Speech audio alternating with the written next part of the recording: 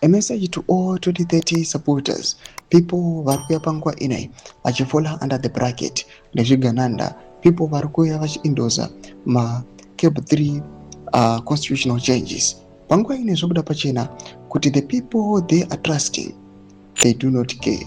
The people they are supporting, kana zvavo zvichinge zvaita havanei nemi. Dzatapinda mashoko kubuda chitauka panapa nachikora zvigananda or president under 2030 pamusoro pe some of the individuals vanoonekwa kunzi they were entangled in this circle rakaonekwa kunzi they lost their lives, and the regime ainakamboita tsitsi to remember them. Not was subscribe or like on the bell icon.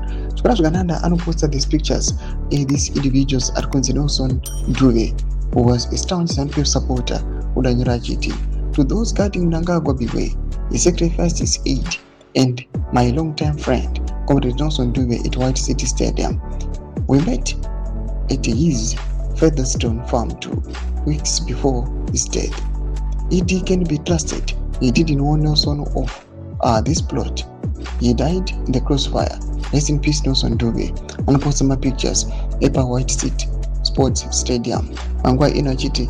These guys, Jugananda, they do not mercy when it comes to executing their plans. They risk what it takes. Zvaitika havana tsitsi dzekuzomboti kuna ningi panguva inoi. There's a message yakupuwa again kune Zvigananda, those people who are supporting 2030 kuti beware, muchazochema sezviri kuita vamwe vari kusapota the same move and the same resolution. Mbotidzai mafungiro enyu muri kudii pamusoro pechitiko ichi. Apa pena comment section medu za mafungiro enyu. So subscribe or like, want you to turn on the bell icon.